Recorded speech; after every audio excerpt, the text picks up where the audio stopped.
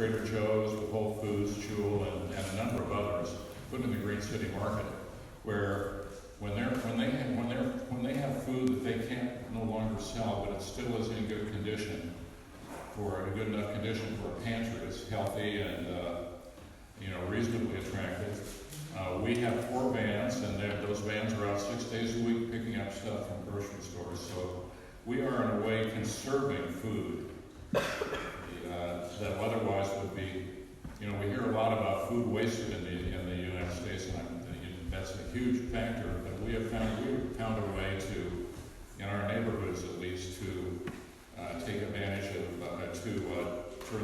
turn that food into a better use.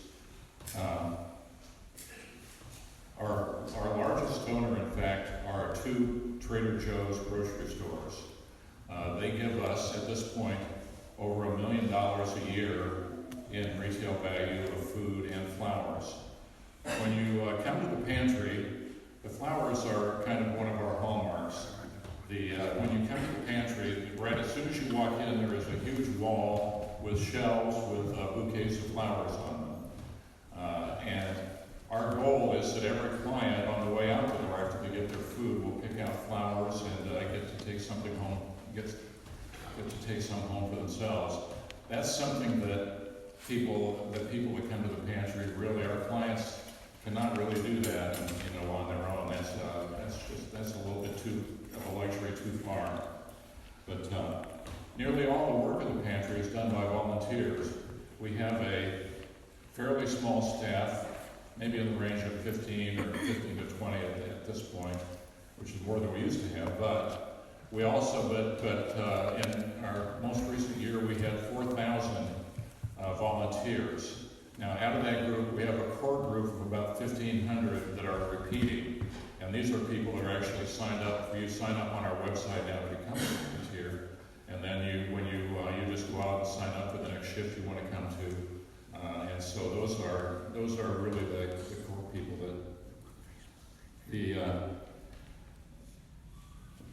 we are fortunate enough to be a choice pantry.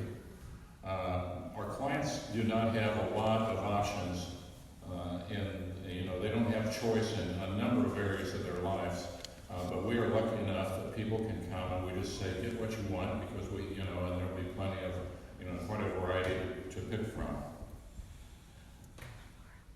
We also feel that a lot of our clients do not get treated too well in society, and they're not, store owners don't just go give them a big hug when they come in. And so we really focus on treating people with dignity and respect. We feel like for a number of our clients, we may be the only place that they go that does that, and so that's an important value for us. So we are, for what we do, we are totally reliant on our community. We count on the grocery stores to give us food, we count on volunteers to do the work, and we also count on individual and group donors to give us the finances that we need to operate, to do the rest of these things. We cannot do what we do without contributions like you are making this month, and we really appreciate that. Thank you.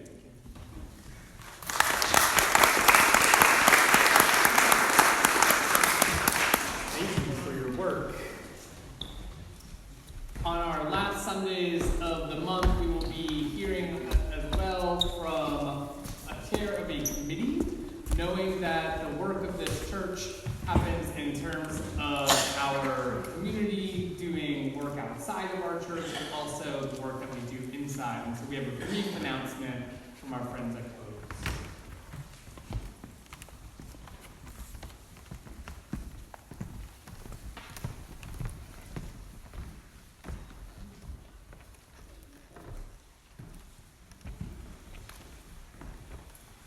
Good morning. Good morning. I'm Janice Dashwick, and this is Shauna Romador. And we're here today to talk about coves. Thank you. The Covenant of Earth and Sky. We are a chapter of CUPS, which is the UU Covenant of Unitarian Universalist Patrons. And as such, we are proud to address our 7th principle of respect for the interdependent web of all existence. existence in such a concrete way. Coves has been a ministry at 2U for 8 years. We embrace a nature-based spirituality in several ways. We hold 8 rituals a year corresponding to the changing seasons. 4 of our rituals are at the solstices and equinoxes, and those are solar events, and 4 correspond to earth-based events of planting and harvesting and resting, and so we do the earth and sky. Our rituals are usually held on Sunday evenings. They're child-friendly and open to everyone, and we have a potluck meal afterwards and often have a crafts table. We also reach out to the larger community. We have a Facebook page, and our rituals have been attended by people from throughout the Chicago area. We partnered with the Unitarian Church of Evanston for a summer solstice ritual in 2018, and Evanston now also has a pagan group as well. Every year, Codes members participate in the Greater Chicagoland Pagan Pride Festival, which was yesterday. And in 2015, we actually conducted the opening ceremony for that festival. At our Maybound ritual last week, we held a food drive to be given to the Lakeview Pantry, which is this month's offering service. In the last few years, we've hosted a film series, conducted the Rise Up and Call Her Name curriculum, and took a field trip to the outdoor Earth Wisdom Labyrinth at the Union Church of Elgin. We plan to host a prominent speaker at a pagan workshop during this church year and welcome your ideas on any future events and programs. And that's exactly where you come in. We would love more involvement from our community, this community, to help create and set up our rituals, to help plan new programs, to envision new ways that Coves can put into practice our ministry of caring for our planet and our environment, and for entering into a deeper covenant with our earth and sky. So we have a table out in the common room after service. Please stop by and get more information. Thank you. Thank you. At this time, we will take our offering. And as we do so, if you're noticing anxiety in yourself that we're running over in time, release it. Release it. If you're noticing in yourself we're listening a lot, release it. Let us be present into this space as we continue adapting ourselves to our new order of service, and I ask that you please give as generously as you can.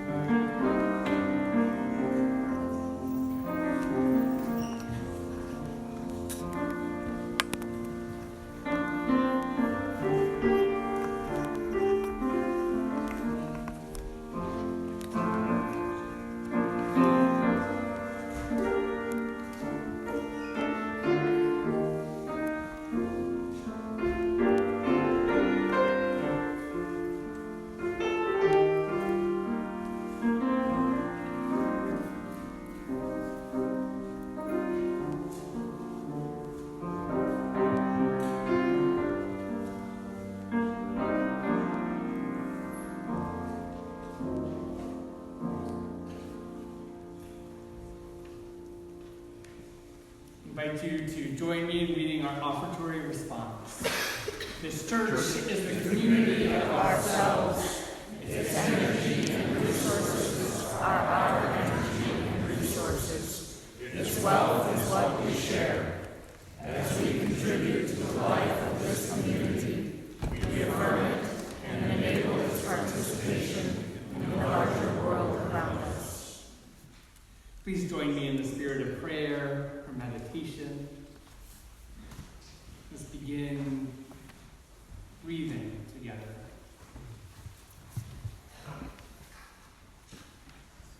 As you're ready, take a deep breath in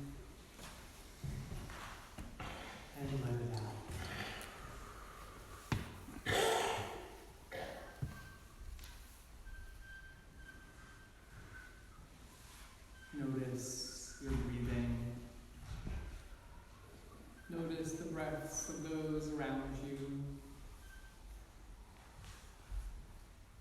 Be present into this moment.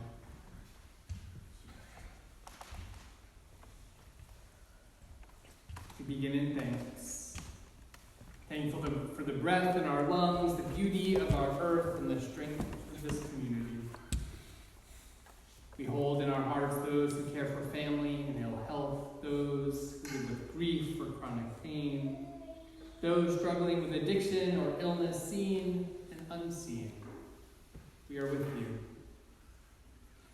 For parents and teachers and all those whose primary spiritual practice is caring for children, we are with you. We pray for our neighbors in prison, for those who are struggling to stay afloat in the midst of poverty. We are with you. We pray for all those living in harm's way.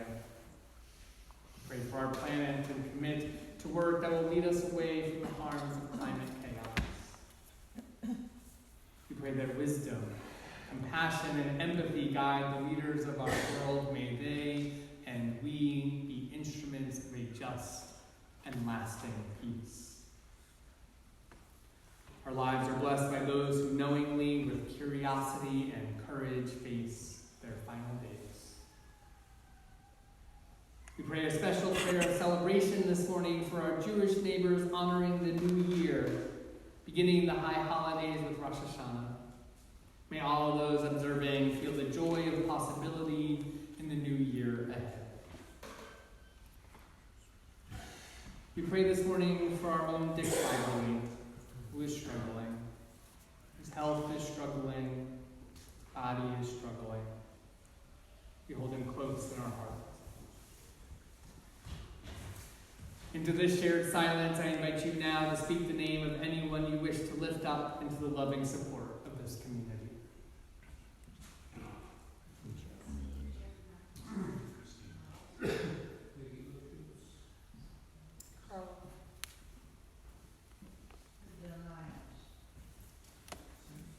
With our deepest compassion, let us hold in our hearts those named and unnamed, those remembered and those forgotten. Let it be so, and amen. At this time, I invite you to come forward to light candles of concern, sorrow, candles of celebration and joy on either side of our chancel.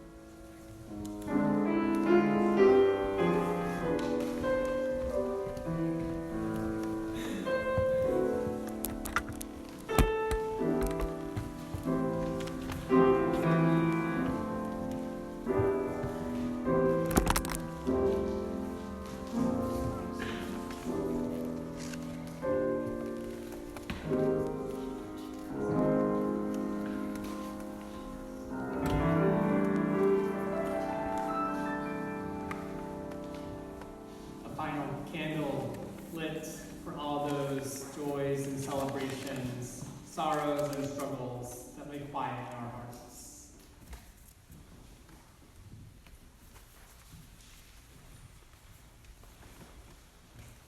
Our first reading is an excerpt from All About Love by Bell Hooks.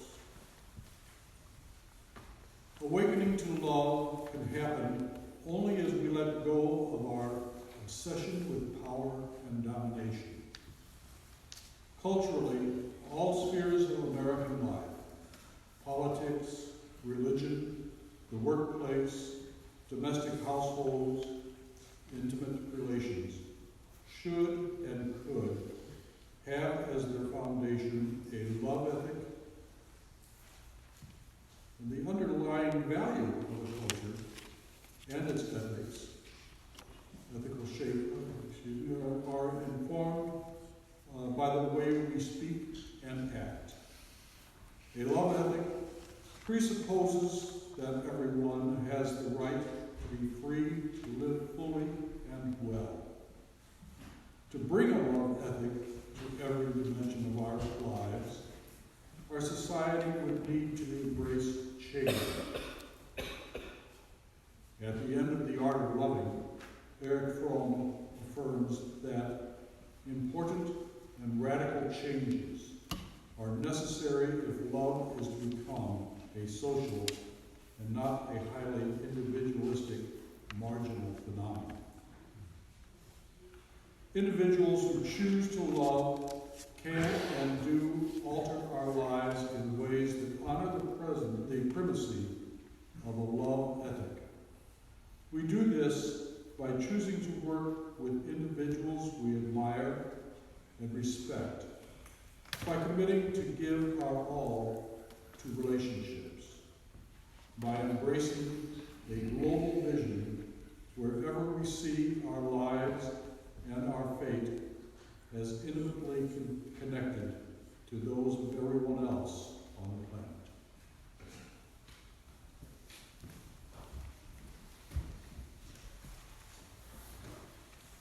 I want to invite you to rise in body or spirit to sing our next hymn in your teal hymnal, hymn number 1023, Building Bridges.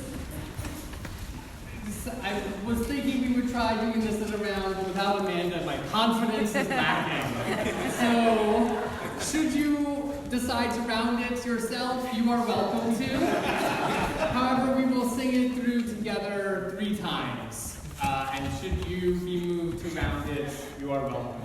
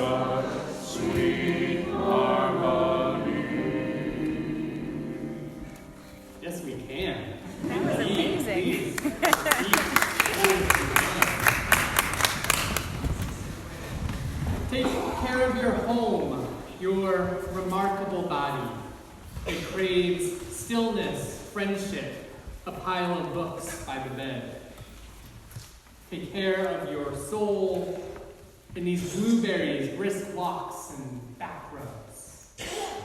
Take care of your home, the roof over your head. It asks to be filled with music and candlelight, to be free from cobwebs and shadows. Take care of your home, your community. It expects you to protect the weak, to visit the lonely, to love the children. Take care of your home, the earth. It cries out for abundant green forests, clear blue waters, and peace.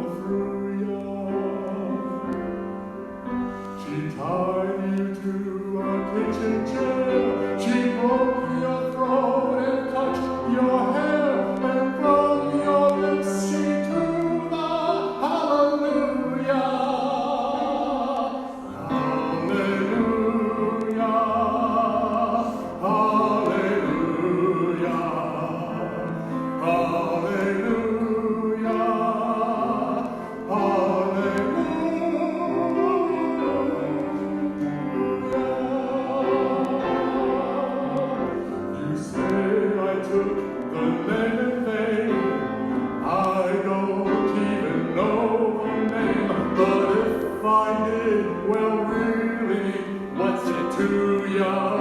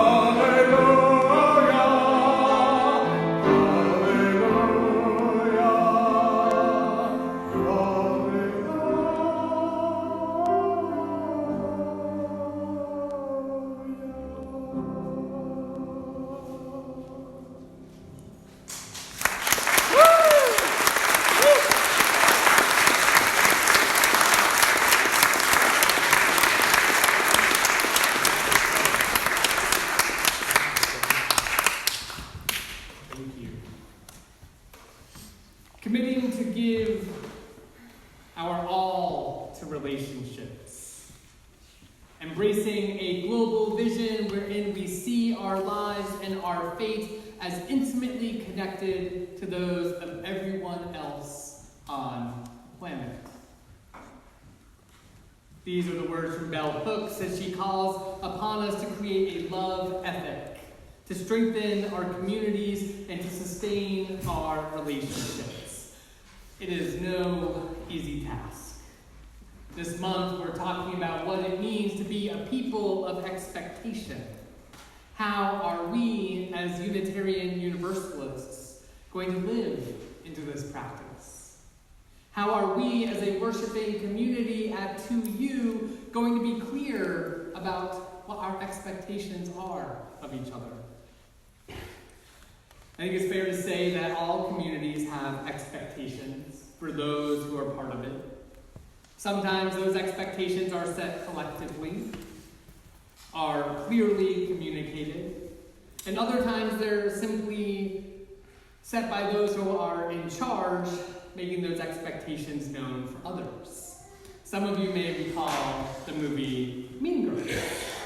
In this movie, there's a group of young women who make their expectations of membership in their clique very clear.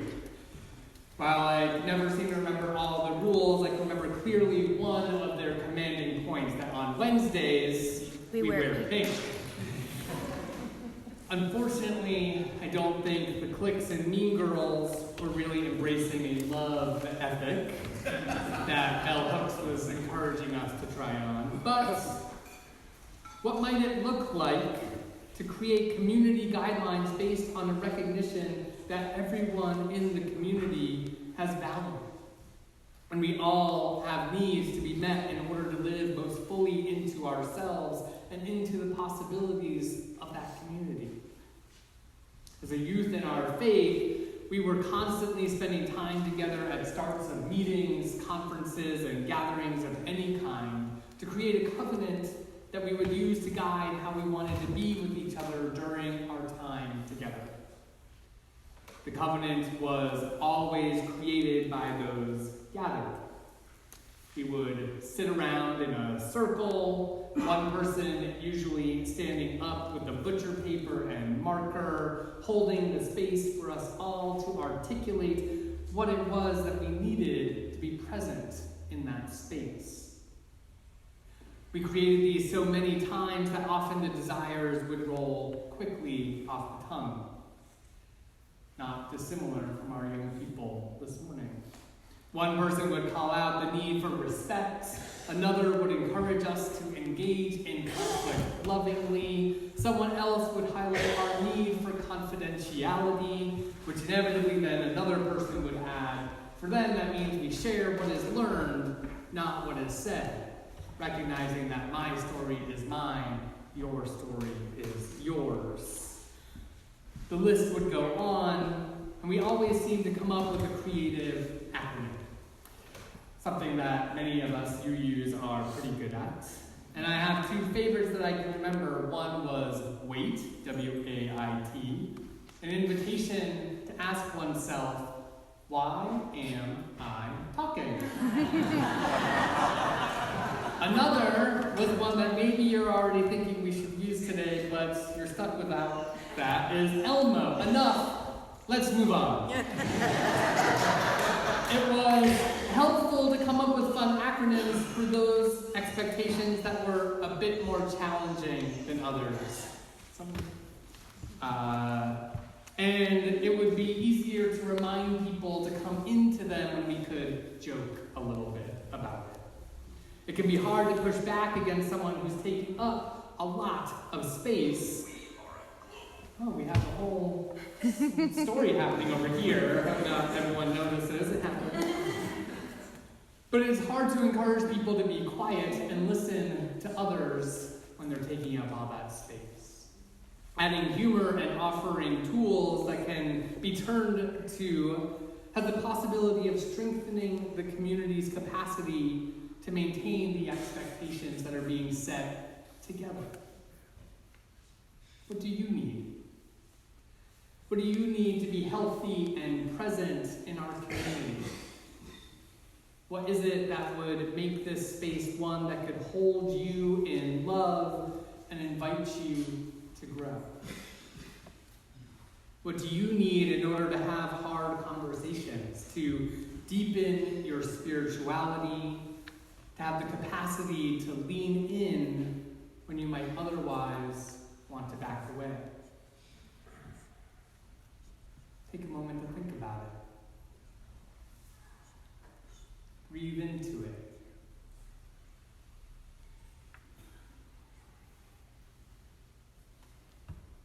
Reverend Dr. Yvette Flunder, a preacher and teacher based in San Francisco, wrote in her book, Where the Edge Gathers, that vulnerability and weakness often result in growth. But the one growing must be covered and protected during this season.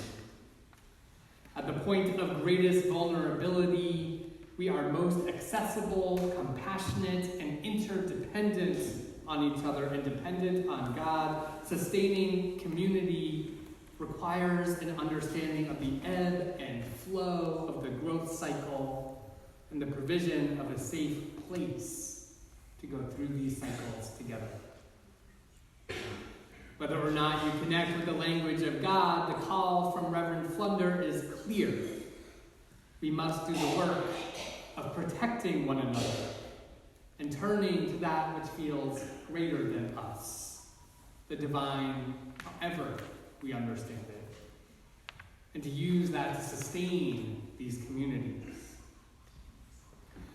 As I was preparing for my sermon this week, I stumbled upon a piece of writing by Adrienne Marie Brown. She was reflecting on lessons learned and questions she had for Harriet Tubman. Adrienne Marie Brown's books, Emergent Strategy and Pleasure Activism, have both been showing up in UU spaces the last few years, and it's exciting to lift up her vision and leadership in our faith movement. I want to share some of her reflections about Harriet Tubman with you. It's kind of a poem. One raid, 700 people, no lost passengers, my people are free. I have so many questions. I wonder if she dealt with people who were made so heavy by their own sense of being victims that they could not take the first steps north. I wonder what happened when she faced dissent, someone who questioned her leadership. If there were people who followed her for a week and then say they found a better route, a better map in the sky. When did she tell people about her disability? How did she trust each group of frightened strangers with her vulnerability and freedom?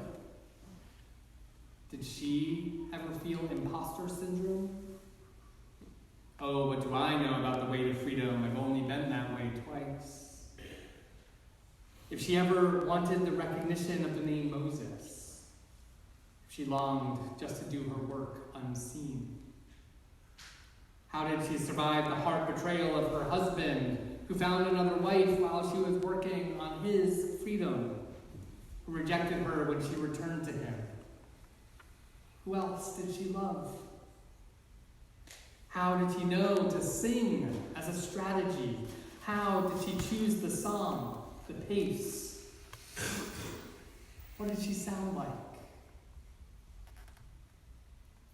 13 trips, 70 people, no lost passengers, my people are free.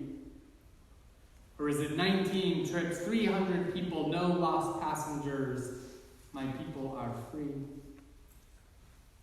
Getting yourself to freedom, experiencing personal liberation, these are crucial acts, but not enough. We have to continue the risk, find the many ways to get each other free. Adrienne Marie Brown.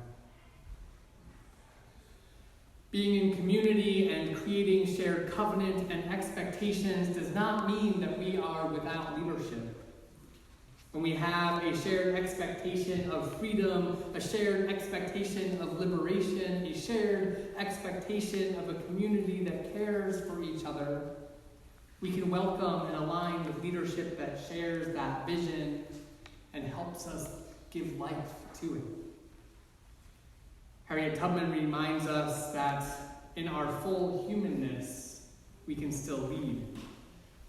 She was one leader in a movement of countless unknown leaders seeking freedom from chattel slavery.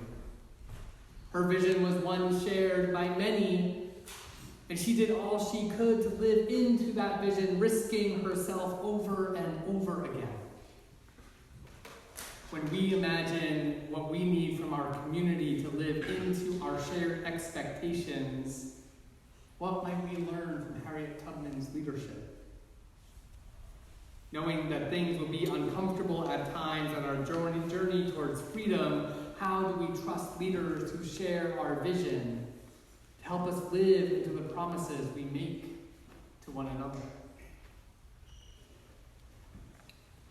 From our other reading, take care of your home, your community. It expects you to protect the weak, to visit the lonely, to love the children.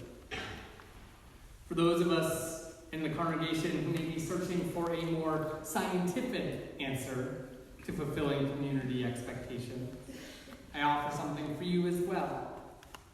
Unitarian Universalism reminds us of the importance of balancing reason and mystery, experience and science, faith and facts, kind of fake dichotomies, but we can talk about that another time. Our physical bodies, though, are spaces also of shared expectation, communicated by trillions of cells. The human body is not simply ours alone. The equally kind of gross and amazing truth is that each human body is made up of more non-human cells than it is of human cells. These trillions of cells create an ecosystem within each human body with the intended desire of shared survival. We know, some of us all too well, that these cells do not always live up to the shared expectation and have the capacity to function in ways that are anything but life-sustaining. And yet, these bacteria and fungi are essential for the healthy functioning of our bodies. We rely on them to keep our skin healthy, our eyelashes lovely, our stomachs satisfied, our throats clear. While these microscopic cells may not have gathered together for a youth conference or a committee meeting to create out some written covenant, they've had a few 100,000 years of humans to evolve together, practicing the best ways to survive and keep the body going. Each cell has evolved to find its purpose within the ecosystem of the self. Each cell interacts with others with a shared goal of survival. Some people did not get to put their phone on worship notice. I apologize with love to everybody. I leave mine downstairs. We may communicate differently than the ecosystem of our bodies, and yet our full body is part of an even more expansive ecosystem of a seemingly infinite number of cells, as we strive to live into the fullness of possibility that is our world, our interconnected world. We all know that our bodies do not always live up to our expectations. We get sick, sometimes very sick. And our bodies seem to have a battle going on within them. We turn to treatment, to healthcare, to rest, and are reminded to drink plenty of fluids to return our ecosystem of our body to balance. But before we get sick, before we run into big problems between ourselves, we have the responsibility to nurture and maintain the ecosystem of our bodies. We need to feed ourselves, move our bodies, engage our brains, care for our emotions, wash our skin. We need to do the work of self-care, regular attention to the needs of our health. Communities are exactly like that. We'll reflect next week on how we return to covenant when we hurt or break relationship, We will honor the holiday of Yom Kippur by wrestling with the ways we cause harm and strategize about what is needed as we return to the community to which we belong. After our service next Sunday, we will have our first monthly peace circle. Often peace circles are thought of as solely a place to address conflict, to heal that which has been broken. This is not the original tradition from which peace circles come from. They are about relationship building, deep listening, deep sharing, coming originally from those indigenous to these lands and indigenous to what is now called Australia. We will lean into and practice these peace circles one Sunday each month as we deepen our relationships with each other. Each month we will do the work of self-care for our community by holding these circles to truly practice listening. See how we can incorporate this into who we are. We expect much of one another, and it is right for us to do so because we are striving to create beloved community. We will lean on one another to help us live into our shared covenant, to try living into Bell Hooks's love ethic, embracing a vision where we recognize our fate is tied to the fate of all others. We will do this work remembering even when we feel cold and broken, and even as we feel bright and shiny. Let it be so, and amen. We're going to close by singing a hymn that is known to you. It is This Little Light of Mine. You'll notice the number isn't in your order of service because I trust you to sing this together. And so I invite you to rise in body or spirit, and we will sing first This Little Light of Mine. I'm going to let it shine. Then everywhere I go, I'm going to let it shine. And then all around the world, I'm going to let it shine. Let us sing together.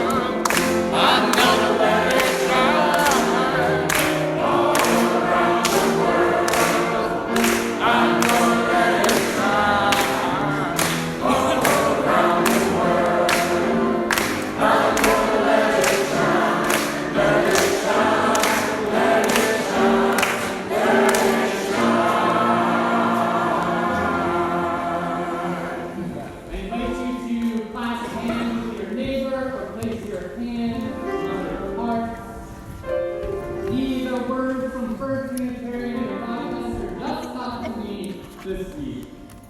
Whatever we can do or dream we can do, let us begin. Boldness has genius and power and magic in it. May we ever be bold in our living and in our loving. Go in peace. Amen.